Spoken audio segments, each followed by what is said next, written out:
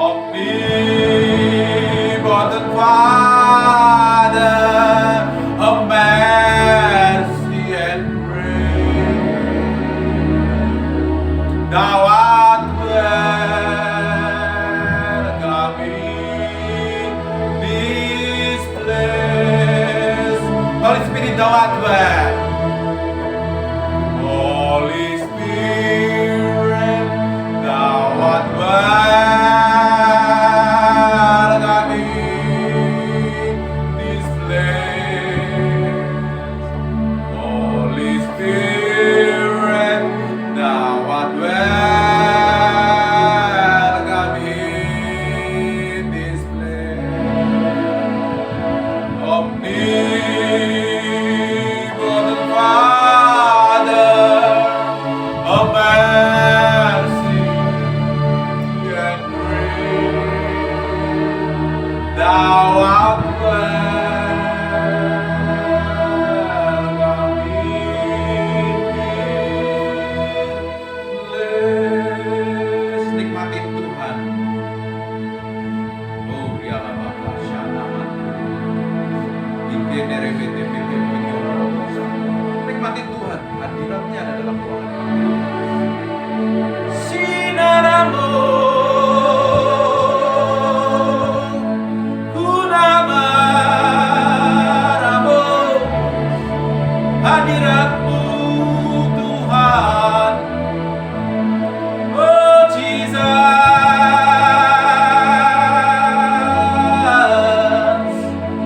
kami sembahkan namamu yang agung.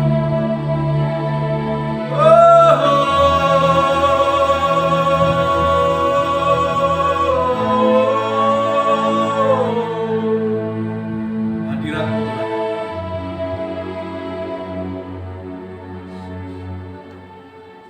Ini bikiara lamasyana. Dekurapati. Terus main. Sementara keyboard ini dimainkan, ada urapan yang bergerak. Now in Jesus name. Sesuatu yang bergerak dalam ruangan semakin kuat. In Jesus name. In Jesus name.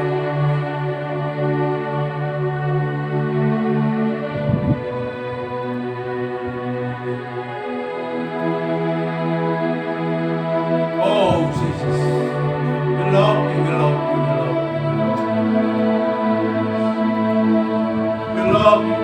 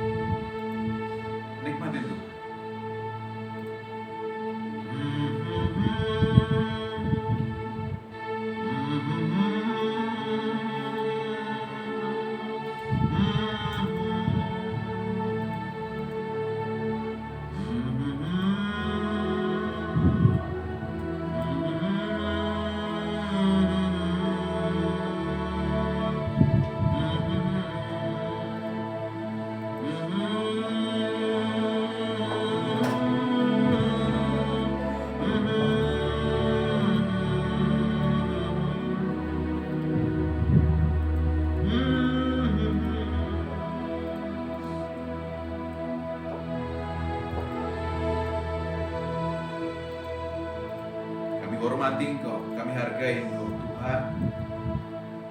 Pribadi Roh Kudus yang kami kasih dan kami cintai, kami minta hadirat-Mu tetap tinggal dalam ruangan ini.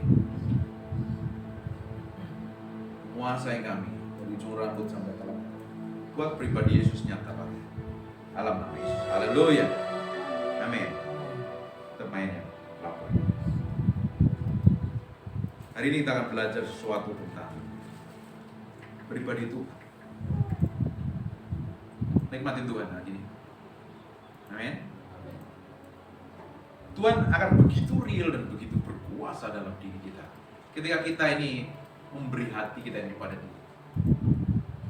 Bukan sekedar ibadah, tapi setiap harinya kita memiliki keintiman bergaul dengan Tuhan. Semakin hari kita bergaul dengan Tuhan, pribadinya semakin hari begitu nyata dalam hidup kita. Pada titik tertentu Dia akan manifestasikan kuasanya, tangible dan tangible. Tuhan begitu real pada titik tertentu kita menyembah dalam hadirat. Dia ingin mengutarakan isi hatinya untuk dinyatakan kepada kita kalau kita mau memberi hati, memberi hidup kita sesungguhnya kepada Tuhan. Kekristenan itu bukan sekedar ibadah hari Minggu. Kekristenan adalah kehidupan 24 jam sehari bergaul dengan Tuhan, membangun keintiman dengan Tuhan. Setiap hari. Ketika kita ini banyak memberikan waktu kepada Tuhan. Saya punya pekerjaan. Saya bukan hamba Tuhan full time melayani Tuhan full, tapi saya ada usaha. Tapi ketika saya sudah malam, saya lebih banyak luangkan waktu saya dengan Tuhan, bergaul dengan Tuhan. Saya bukan orang yang nganggur, saya orang yang sibuk. Tapi saya dedikasikan hati saya ini dengan Tuhan. Karena kekristenan tanpa memiliki hubungan dengan Tuhan itu seperti mobil yang tanpa pertama, tanpa bahan bakar, tidak akan bisa jalan. Yang membuat kita powerful, yang membuat kekristenan kita itu punya otoritas dan kuasa, powerful sekali, adalah ketika kita ini menempel kepada Tuhan, memiliki hubungan pribadi. Karena kita ini tidak bisa lari daripada Tuhan. Di Mazmur 139 ayat yang ke-7, kemanakah aku dapat pergi menjauhi Roh-Mu? Kita tidak bisa lari dari Tuhan. Kita tidak bisa sembunyi daripada Tuhan. Kemana kita pergi, kemana kita berada, Roh Tuhan akan datang. Dia akan mengejar kita. Makanya ketika seseorang mencari Tuhan dengan sungguh-sungguh, Tuhan akan kejar hatinya terus. Tuhan akan beresin terus. Ketika kita ini sungguh-sungguh mencari Tuhan, ketika kita belum kenal Tuhan saja, Yesus, Bapa kirim Yesus rela mati di kayu salib demi kita. Apalagi ketika kita ini sudah mencari Tuhan dengan sungguh-sungguh, memberi hidup kita dengan Tuhan sungguh, Tuhan akan beresin hati kita. Tuhan akan ubah. Kalau Tuhan berubahnya dari dalam, tapi manusia coba berubah dari luarnya. Seringkali penampilan manusia yang di luar itu menipu. Tetapi Tuhan mau beresin setiap orang percaya itu dari dalamnya dulu. Karena kita tidak bisa lari pada Tuhan. Makanya diizinkan proses demi proses. Orang yang dipakai untuk memproses kita adalah orang yang paling dekat dengan kita. Besi menajamkan besi, manusia menajamkan sesamanya. Yang dipakai setiap hari untuk membentuk, memproses yang di dalam ini adalah orang yang paling kita cintai dan orang paling dekat dengan dia. Siapa itu? Bisa pasangan hidupmu, bisa suami, bisa istrimu, bisa orang tuamu, bisa bosmu, bisa teman-teman sekitar. Mereka akan menajamkan, memproses. Tuhan mau ambil hati kita ini sungguh-sungguh. Dia akan kejar hatinya. Hati kita ini akan dikejar Tuhan untuk didedikasikan khusus buat Tuhan, bukan buat yang lain. Tuhan mau hati kita. Kalau kita diizinkan proses, tekanan, himpitan, masalah apapun yang terjadi, Tuhan mau hati kita, bukan mau yang lain. Dia mau satu-satunya yang berkuasa dalam hati kita. Makanya do not complain. Gak usah komplain, gak usah stres, gak usah panik ketika menghadapi masalah dan tekanan. Intinya Tuhan sedang memperhatikan kita. Kita gak bisa lari daripada Tuhan. Bagaimana kita lari dengan Tuhan? Garis bawah ini di ayat ini kita sekarang nanti kembali ke ayat ini, kita buka sebentar di Yohanes pasal yang ke-14. Yohanes pasal yang ke-14 ayat yang ke-16. Aku akan minta kepada Bapa, dan Dia akan memberikan kepadamu seorang penolong yang lain. Ketika Yesus sebelum diangkat, dia ngomong sama murid-muridnya, aku tuh akan minta kepada Bapa seorang penolong yang lain yang menyertai kita sampai hari ini. Supaya menyertai kamu. Dia menyertai kita. Dia menyertai kita. Kalau menyertai ketika kita ke pasar, ketika kita bekerja, ketika di kantor, ketika dimanapun berada, dia menyertai. Menyertai kita, di samping kita. Arti kata menyertai itu ada di samping kita. Kemanapun kita pergi, dia pribadi yang menyertai kita. Holy Spirit. Banyak orang gak sadar ini. Banyak orang gak mengerti. Banyak orang Kristen melupakan ini. Kemana kita berada? Ke kantor, ke pekerjaan, ke tempat pasar, ke jalan lagi nyetir, kemanapun kita berada. Alkitab kita Mazmur, kita tidak bisa lari daripada itu. Bagaimana aku bisa menjauh daripadamu? Dia tidak hanya menyertai, dia nempel kita. Coba perhatikan ayat selanjutnya.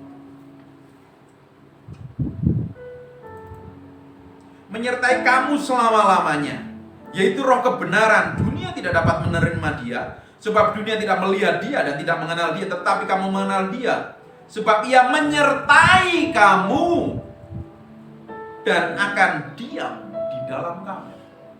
Dia tidak hanya menyertai, dia diam di dalam kita. Ketika kita mengalami kelahiran baru, kita terima Tuhan Yesus. Tuhan berikan roh yang baru di dalam diri kita. Roh yang baru jadi tempat tinggalnya Tuhan. Tuhan tidak hanya menyertai kita, tapi dia tidak hanya tinggal di dalam kita, dia menyertai kita. Dia tidak hanya menyertai di atas kita. Ketika Tuhan di atas kita, artinya Tuhan mengurapi kita. It's powerful. Jadi kekristenan kita ini harusnya powerful. Harusnya berkemenangan setiap hari. Aku tidak akan meninggalkan kamu sebagai yatim piatu, aku datang kembali kepadamu. Terus kita kembali ke kitab Mazmur pasal yang ke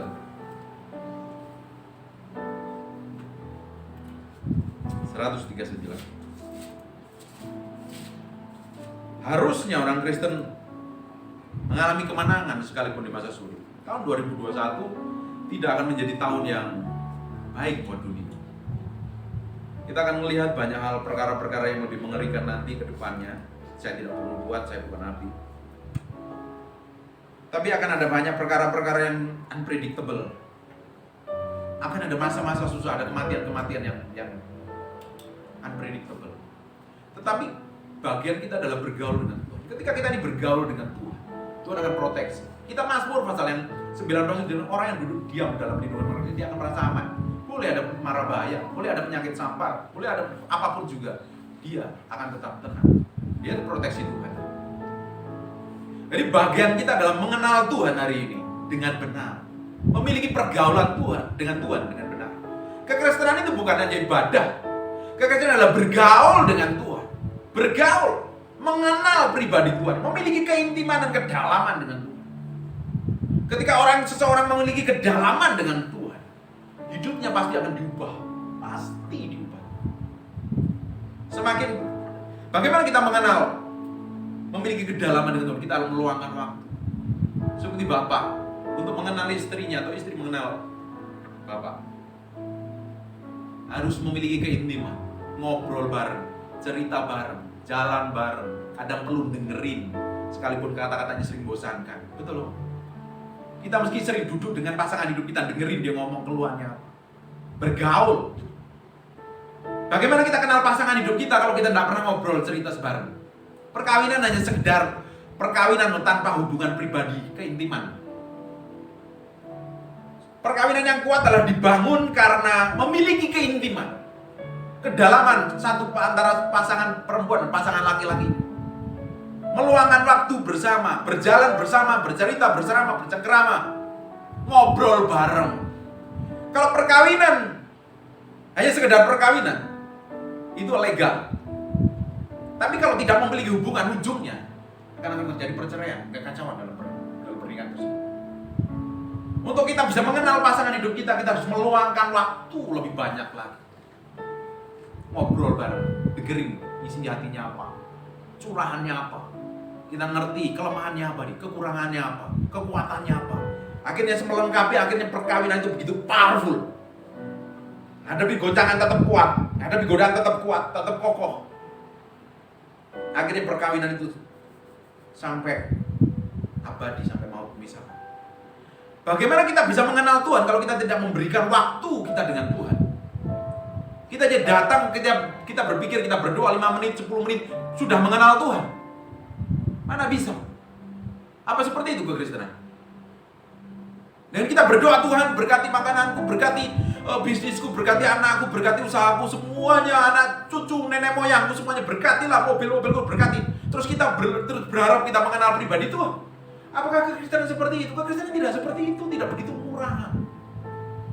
Mengenal Tuhan itu adalah mengenal pribadinya, mengenal karakter. Pada titik tertentu kita harus meluangkan waktu lebih banyak diam di dalam hadirat. Kita mengenali isi hatinya, benar-benar sungguh-sungguh.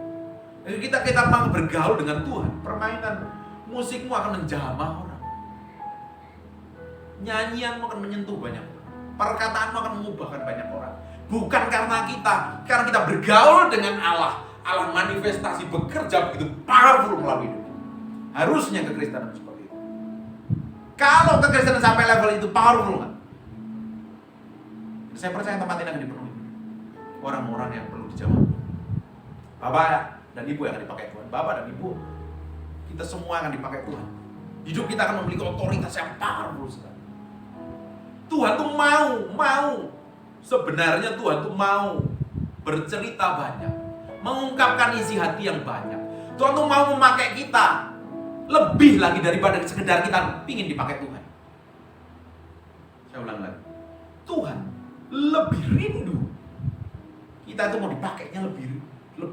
Tuhan itu lebih rindu, memiliki kerinduan yang lebih daripada sekedar kerinduan kita sekedar dipakai dan dipakai Tuhan. Tuhan lebih rindu kita ini lebih diberkati daripada kerinduan kita ingin diberkati. Karena Tuhan mau sesuatu yang lebih. Bagaimana Tuhan mau bisa percayakan yang lebih kalau kita didapati memiliki wadah yang siap, wadah yang besar. Bagaimana caranya? Yang di dalam sini yang dirubah Tuhan. Di dalam. Sepanjang hati kita mencari Tuhan, Tuhan akan beresin hati kita. Tuhan akan cabut semua hal yang busuk di dalam hati kita. Tuhan kirim orang-orang tertentu untuk membentuk kita, dibenturkan, mungkin kita digesek, kita dimurnikan lewat orang-orang tertentu untuk memurnikan hati kita. Tujuannya ngapain? Supaya kita didapati menjadi orang yang bisa dipercaya perkara-perkara itu. Katakan amin. Amin. Haleluya. Kemana aku dapat pergi menjauhi rohmu? Nggak bisa. Kita nggak bisa lari daripada Tuhan. Kita nggak bisa sembunyi dari hadapan Tuhan. Hidupnya kita harusnya transparan di hadapan Tuhan.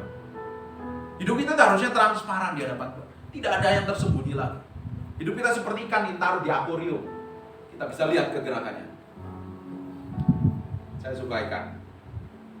Tapi istri saya beberapa hari diberi ikan cupang mati terus. Akhirnya kita angkat piara. Saya suka ikan. Harusnya kehidupan kita itu transparan sekali. Bisa dilihat orang lain, transparan, tidak ada yang ditutupin. Di hadapan Tuhan harusnya seperti itu. Jangan main politik dengan Tuhan. Tidak ada yang tersembunyi. Bahkan even motivasi hati kita yang orang lain tidak lihat, Tuhan lihat. Dan Tuhan lihat kemurnian hati kita.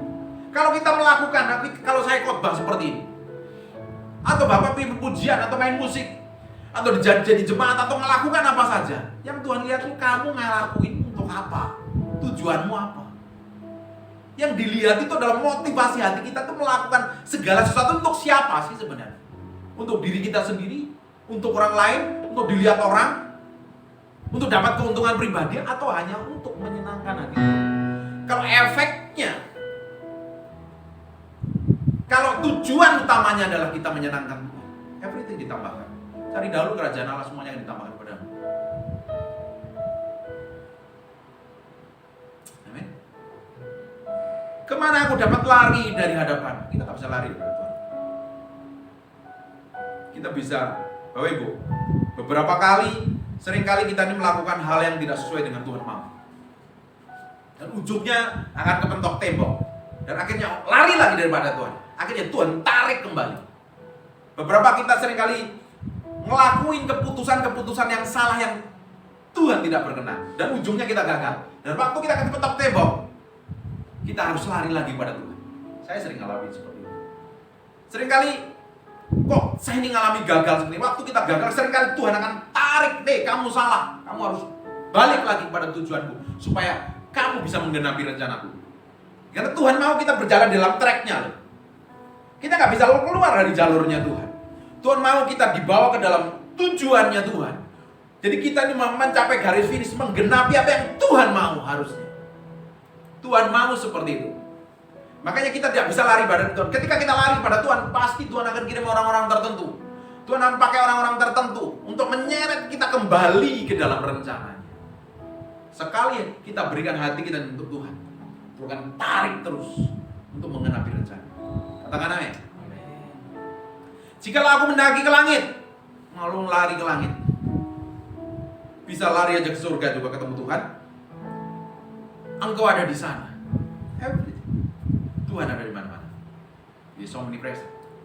Tuhan itu ada di mana-mana. Tapi Tuhan yang omnipresent tadi tidak mengubahkan. Tuhan ada di diskotik, betul? Tuhan ada di pelacuran, betul? Tuhan ada di penjara dari orang-orang jahat. Dia tidak melakukan apa-apa karena omnipresent itu ada di mana. Tapi His manifested presence, Tuhan yang memanifestasikan dirinya, itu yang merubahkan.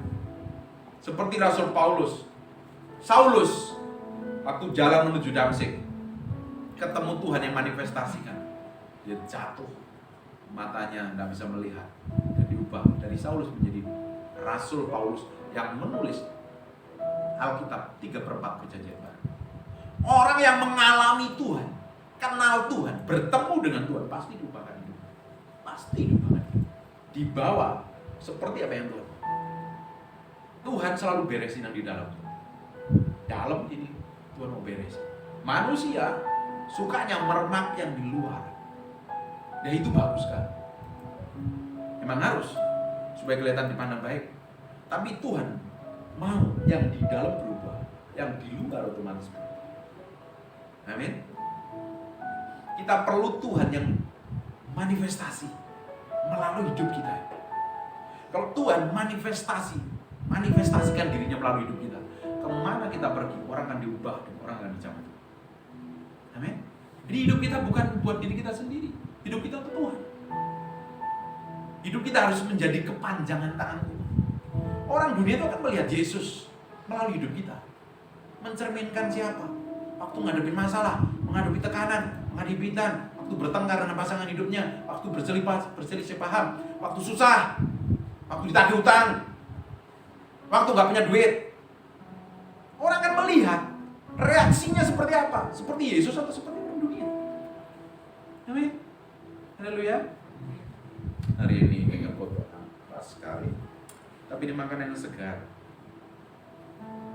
Jika aku menaruh tempat tidurku ke dunia orang mati, di situ pun enggak. Dalam terjemahan bahasa Inggris, kalau aku pergi ke neraka, di situ pun ada. Hari ini, nanti neraka akan dibuang ke lautan api yang kekal ke Gehenna. Hari ini neraka yang punya otoritas adalah iblis. Mereka menyiksa orang-orang nanti pada akhir zaman, pada setelah masa 1000 tahun, neraka akan dibuang.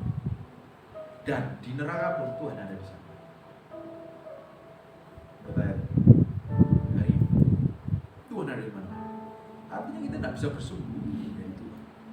Jika aku terbang dengan sayap panjang, membuat kediaman di ujung laut, juga tanganmu akan menuntun aku. Bapak Ibu, orang percaya, orang yang mencari Tuhan, orang yang hatinya melekat kepada Tuhan, Tuhan pasti tuntut. Tuhan pasti tuntut. Karena Tuhan begitu sampai Tuhan itu sebelum kita bertobat aja dari lana atau dikasih salib buat kita, menebus kita. Apalagi kita yang sungguh-sungguh mencari Tuhan, Tuhan akan geret kita, Tuhan akan pegang kita, tuntun kita pada jalan, seluruh jalan kebenaran. Memegang aku, dan jika aku berkata biarlah kegelapan saja melingkupi aku dan terang sekelilingku menjadi malam, maka kegelapan tidak akan menggelapkan bagimu. Kalau orang dituntun Tuhan, Sekalipun menghadapi masalah yang paling rumit sekalipun, rumitnya paling rumit sekalipun, Tuhan akan menuntun kita dan pasti ada jalan keluar. Bapak Ibu, saya Pak Gembala itu tahu tahun 2017-2018 itu bisnis saya itu parah. Saya punya utang beberapa perusahaan yang besar sekali, dan utang bank besar sekali. Saya nggak tahu jalan keluarnya. Saya sama istri hanya jerit sama Tuhan, berdoa sama Tuhan, minta Tuhan campur tangan. Saya pada titik tertentu lagi nyetir, saya nangis sama Tuhan. Saya nggak tahu mesti ngapain. Saya nggak tahu jalan keluar mesti ngapain. Tapi saya kenalin Tuhan yang saya sembah bertahun-tahun. Dari tahun 97 saya sembah Tuhan, saya layani Tuhan, saya bergaul dengan Tuhan setiap hari. Saya kenal Tuhan yang saya sembah dan layani. Tuhan tidak akan membiarkan saya. Dan sampai hari ini pun Tuhan selalu bikin mujizat dan memberkati saya. Sekalipun jas kita nggak mortem ini. Banyak aset kami kita jual untuk nutupi utang. Tapi sampai hari ini Tuhan selalu memberkati, memproteksi dan memberkati. Orang benar itu boleh jatuh, dia tidak sampai tergeletak.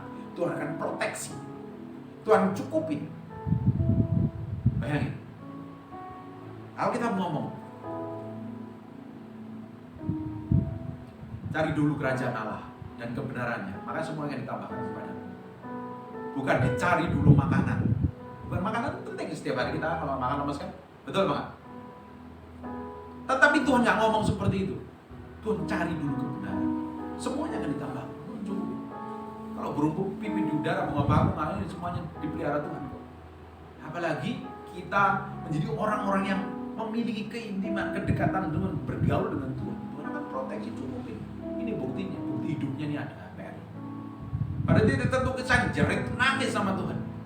Saya terjerat, bisnis kacau, dihajar lagi pandemi, tutup semua. Dan Tuhan pelihara saya. Tuhan proteksi sampai hari ini. Tuhan is powerful sekali. Orang yang bergaul dengan Tuhan, memiliki kedekatan dengan Tuhan. Tuhan. Daud ngomong, dahulu aku muda, sekarang aku tua. Tidak pernah anak cucunya orang menang Daud. Artinya ada proteksi Tuhan. Hari ini Bapak Ibu nggak punya uang, saya pernah ngalamin punya uang sama sekali. Mengalami jalan buntu, saya pernah mengalami jalan buntu. Mau nangis, air mata udah nggak ada, pernah ngalamin di situ. Dan Tuhan tetap pelihara sampai. Yang penting hati kita nempel. Tahun 2021 Tuhan akan proteksi orang-orang percaya. Orang yang nempel dengan Tuhan, Tuhan akan berikan. Tuhan akan berikan pengharapan. Tuhan akan genapi semua yang Tuhan janjikan. Tahun 2021 semua yang dicuri iblis beberapa tahun ini Tuhan akan kembali double porsi. Katakan amin. Nggak usah khawatir, aku stres. Wah, bisnis gimana? Aduh, usaha sepi, virus kemana-mana. Hari ini 12.000, beribu-ribu, puluhan ribu, aku nggak tahu. Takut semuanya. Saya kemana-mana setelah pulang harus disemprot, harus masukin mesin cuci semua baju. Proteksi sekali. Saya juga proteksi keluarga saya supaya nggak kena. Karena kita mau umur panjang. Kalau kita mikirin dunia akan tenggelam. Dunia tahun 2021 bukan tambah baik, tambah baik. Dunia akan semakin hari semakin, karena umur kita hidup di dalam penghujung tahun, di akhir tahun, di ujungnya akhir zaman. Dunia semakin tua, orang semakin tua semakin banyak penyakitnya, semakin rapuh. Umur semakin tua semakin rapuh. Dunia semakin banyak hal yang mengerikan. Tetapi orang-orang percaya akan diproteksi. Minyak dan anggur itu tidak akan pernah dirusak. Kalau ada orang-orang percaya dipanggil Tuhan, memang udah waktunya perlu regenerasi. Tapi kita yang tinggal, Tuhan akan pakai dipersiapkan untuk gerakan besar. Kita akan menuai perkara-perkara ilahi yang powerful sekali. Dan nama Tuhan akan dipermuliakan melalui hidup kita. Amin. Terus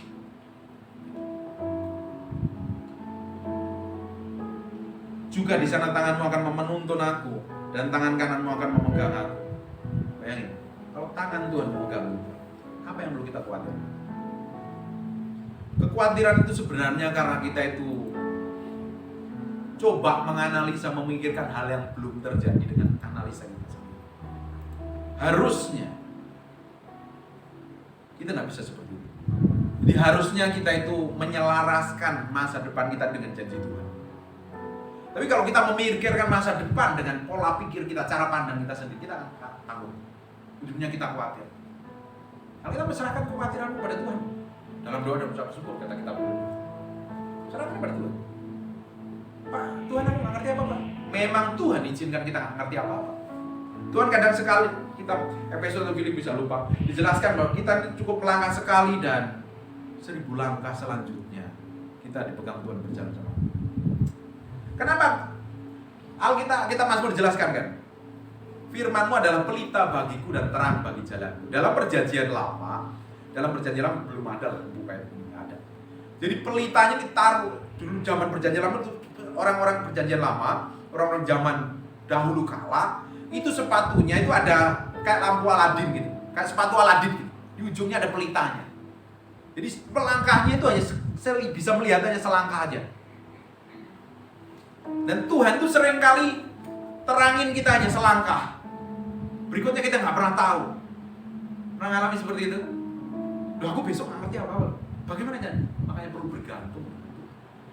Kadang kita nggak tahu besok mau ngalamin apa, mau ngerjain apa, nggak tahu jalan keluarnya gimana. Tapi ketika kita melangkah dengan Tuhan, tiba-tiba Tuhan bikin divine connection. Tuhan kirim orang-orang tertentu mengkoneksi kita, tiba-tiba membuka jalan, bikin breakthrough, bikin terobosan, mempromosi kita. Banyak hal yang ajaib yang Tuhan kerjakan. Bagian kita adalah bergantung sepenuhnya kepada Tuhan, mengenali misi hati Tuhan, supaya kita tetap berjalan dengan tracknya Tuhan. Tapi ada orang-orang ngotot, orang-orang keras kepala, ketika Tuhan pegang, dikipaskan tangannya, ujungnya hidupnya berantakan kacau.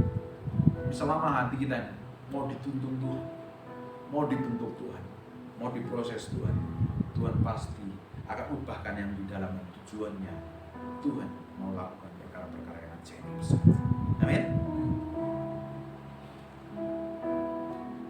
Maka kegelapan tidak akan menggelapkan bagimu, dan malam menjadi terang seperti siang, dan kegelapan sama seperti terang. Orang percaya itu Yesus dan kemuliaan Tuhan menjadi penerang. Tidak mungkin bakalan tersesat. Orang yang memiliki pergaulan Tuhan dengan Tuhan, Tuhan itu selalu bimbing. Tuhan akan koneksikan dengan orang-orang benar. Selalu terus dibawa.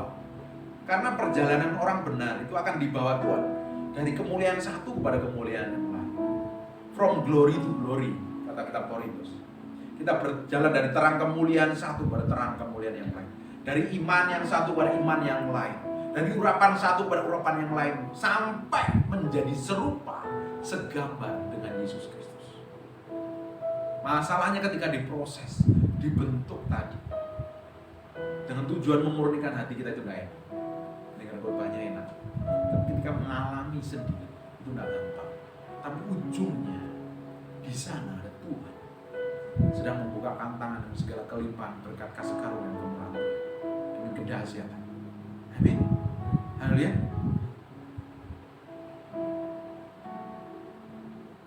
Juga buka kembali ke Yohanes pasal yang ke, kita ada rontok semua. Yohanes pasal yang ke 14.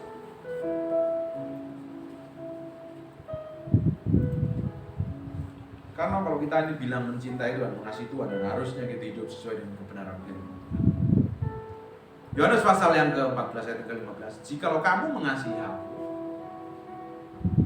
ayat yang ke-15, jikalau kamu mengasihi aku, kamu akan menuruti segala perintah. Tidak mungkin orang benar yang ngaku cinta Tuhan, ngaku melayani Tuhan, ngaku menjadi orang Kristen,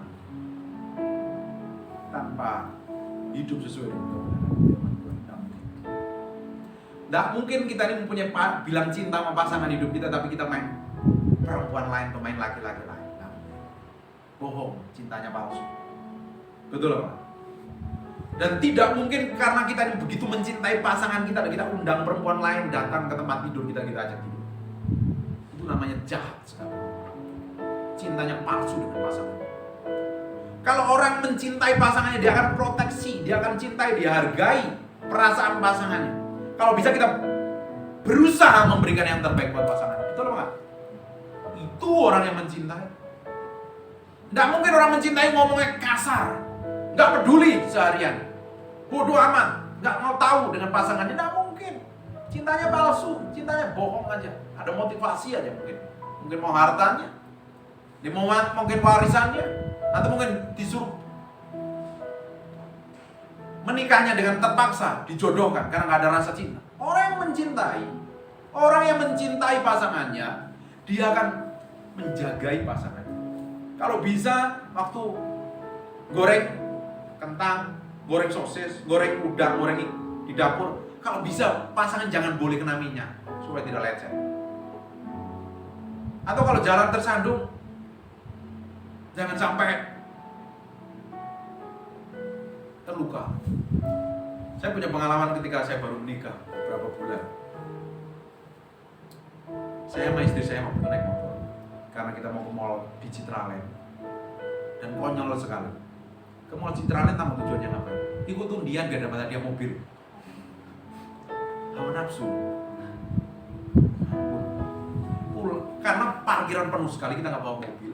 Akhirnya saya pakai motor. Pulangnya saya jatuh dari motor.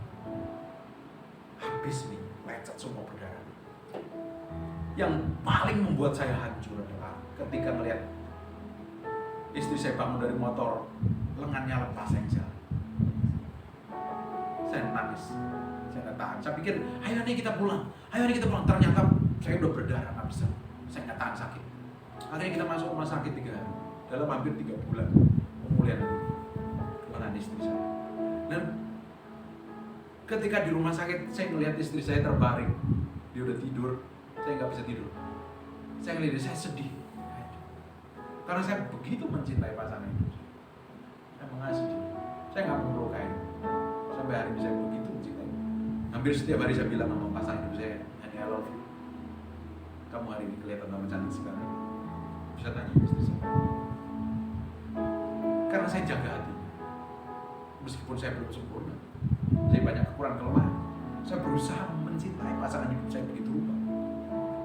Sampai hari ini, ketika pandemi ini menggila beberapa minggu ini, saya protes istri saya, kalau bisa kamu gak usah keluar kemana-mana, supaya kamu tetap aman.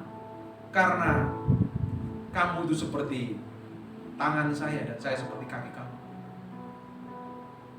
Saya nggak mau kehilangan kamu dan saya nggak mau kamu sakit. Saya nggak mau kamu meninggal duluan atau dipanggil Tuhan duluan. Saya mau kita sama-sama sampai tua. Karena saya begitu mencintai. Saya nggak mau menyakiti nanti. Dan tidak mungkin kalau kita mengasihi pasangan kita dan kita tidak pernah peduli. Seringkali saya tipe orang yang teledor sekali. Kemarin saya kehilangan kunci kontak aja udah 3 kali dalam 1 hari, lupa naruh. Seringkali saya teledor. Kadang istri saya, my holy wife, saya panggilnya Hani. Dia ngomong apa saya sering lupa karena teledor dan sering ngomel. Bukan berarti saya mau melanggar perintahnya karena keteledoran saya. Tapi saya berusaha begitu rupa dengan kemampuan saya untuk tidak menyakiti pasangan saya. Hal yang sama. Bagaimana kita ngaku cinta Tuhan, mengasihi Tuhan, kalau kita menyakiti hati Tuhan, melukai Tuhan. Apa kata Kristen seperti itu? Jikalau kamu mengasihi aku, kamu akan menuruti segala perintahku. Tidak mungkin kita mencintai pasangan kita dan kita mau kawin lagi. Maunya cari istri kedua, istri ketiga, istri keempat, istri kelima. Atau mencari laki-laki 1, kedua, ketiga. Tidak mungkin. Kita proteksi pasangan kita begitu. Kita jagai. Kalau bisa kita ngedate bareng. Kadang ngopi bareng, HP taruh, kita ngobrol pandang-pandang supaya kita tambah jatuh cinta. Karena dunia menawarkan yang lebih gila lagi. Kita harus jagai. Kita semakin hari seharusnya mencintai pasangan. yang belum nikah, imajinasi aja dulu. Yang menikah baru tahu. Ketika ribut dengan pasangannya, kadang ributnya hal konyol kan. Salah jalan kita sering marah. Nggak perlu diributin, buat apa diributin? Ngapain kita mau lukain pasangan kita dengan hal yang sepele, hal yang nggak berguna? Ngapain? Buat apa? Dulu waktu kita menikah awal-awal sering salah taruh sabun, marah. Taruh odol, marah. Biasanya istri yang rapi tidurnya, kudus tak bercacat celah, wah tertatap-tatip, dan ditanya laki-laki koboi dan dia ngama. Gara-gara itu kita bisa ribut awal, tapi bertambah hari kita kenal dia, kita semakin ngerti ngapain kita ributin hal-hal sepele. Untuk apa kita menyakiti pasangan kita? Gak ada gunanya, betul apa? Kadang kita ribut, setelah ribut kita nyesel kan? Kok gue ngomong kayak begitu? Terus istri ditanyain, sayang, ini madu, gula, sugar, loh, kamu kenapa? Gak apa-apa. Lu kamu kenapa? Gak apa-apa. Loh, kok gak apa-apa? Langsung ke kamar. Kok nangis? Lu nangis? Kenapa? Katanya gak apa-apa. Gak taunya, kamu mau nyakitin gua. Apa? Kita nyakitin pasangannya. Betul. Jauh lebih indah kalau kita bangun keintiman dengan pasangan kita. Semakin intim, semakin ngerti. Kalau pergi sebentar itu, kamu di mana? Kok belum pulang jam sekian? Ada perasaan kangen. Harus kita jaga seperti itu. Sama dengan kita dengan Tuhan harusnya. Loh, jangan kalau kita rindu sama pasangan kita, kalau perlu duit doang, atau kalau perlu seks doang. Apa bedanya kita dengan Tuhan, nyari Tuhan? Kalau perlu ada masalah, kita cari Tuhan. Puasa doang, puasa, gemetaran. Ngapain? Tumpangi tangan sama pendeta sampai rambutnya botak semua. Ngapain? Gunanya apa? Atau kita jari-jari sama Tuhan, aku gak dapat ini, aku perlu ini. Datang kepada Tuhan kalau ada kebutuhan. Apa bedanya dengan datang kepada pasangan hidup kita? Kalau ada butuhnya saja. Bukan karena rasa cinta, rasa mengasihi. Kalau kita mencintai Tuhan, mengasihi Tuhan, kita seperti proteksi pasangan hidup. Kita cintai pasangan hidup, kita perlakukan pasangan hidup. Tidak mungkin hari-hari kita menyakiti Tuhan. Tidak mungkin hari-hari kita tanpa bangun hubungan dengan Tuhan. Ibu yang sudah menikah sini, nah mungkin dalam satu hari tanpa komunikasi dengan pasangan hidup. Betul? Kalau pergi seharian dicari di dalam kamu kok belum pulang sih? Kemana sih? Betul apa enggak? Harusnya kita dengan Tuhan lakukannya sama. Tapi kadang kita anggap Tuhan cuek aja. Kita anggap Roh Kudus cuek aja. Padahal Dia setiap hari ada di samping. Hari ini ada di samping. Waktu kita nyembah tadi, rasain Tuhan hadir. This real. Semakin kita lakukan real urapan, semakin terdekat. Semakin kita peka dengan Tuhan, kehadiran Tuhan kemanapun kita berada. Hadiratnya itu semakin kuat melingkupi. Semakin bangun hubungan pribadi dengan Tuhan. Permainan, waktu main tiba-tiba urapan mengalir alunan musik. Aku ketemu orang, ngobrol sebentar, hadiratnya begitu terasa, orang itu bisa lupa. Ada perasaan rindu dan cinta yang harus dibangun setiap hari. Bukan hubungan yang kosong, bukan hubungan legalistik. Ngakunya Kristen, tapi tidak memiliki hubungan. Ngakunya menikah, tapi tidak pernah berkomunikasi hari-hari. Nggak ada perasaan kangen, nggak ada perasaan cinta, nggak ada ungkapan kata-kata cinta, kata-kata mesra dengan pasangannya. Itu pernikahan ujungnya pasti akan perceraian dan hancur. Yang dikorbankan adalah anak, istri. Kalau ada orang tua bisa kena. Semuanya kacau. Apalagi kalau punya perusahaan besar, cerai, karyawannya juga ikut berantakan, kacau. Rebutan gono gini perusahaan bisa bangkrut, bisa merugikan banyak orang. Amin. Hari ini kita harus belajar mencintai, meluangkan waktu dengan Tuhan dalam keintiman yang penting. Kita akan menikmati tahun 2021 dengan hadirat Tuhan, dengan penyertaan Tuhan, dengan kuasa Tuhan yang powerful. Kita akan melihat berikut dan terobosan. Dunia boleh tambah hari juga balik. Nonton TV hari ini serem di sini. Bencana dari Aceh sampai Jawa Timur. Gunung Semeru meletus. Hari ini ada gempa di Aceh. Untuk apa? Untuk kita harus bergaul dengan Tuhan. Hanya melekat dengan Tuhan. Seandainya kita nggak sampai dipanggil Tuhan umurnya Tuhan, tapi kita harus siap mempertanggungjawabkan segala sesuatunya. Kalau bisa minta Tuhan, kita sampai mengakhiri garis akhir sampai masa tua dengan pasangan hidup kita, menggenapi Tuhan. Amin. Kita bergaul. Tutup Alkitab. Tutup mata. Main di situ.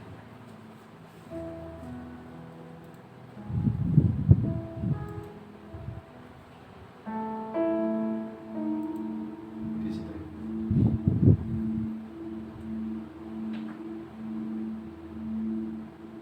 Oh, lurus. Oh, mulianya. Ketinggian.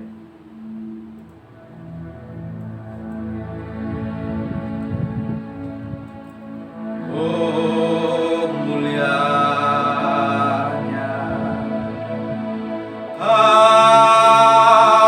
hadirat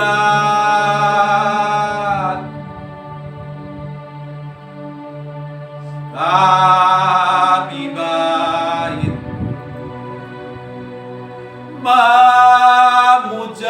memujamu,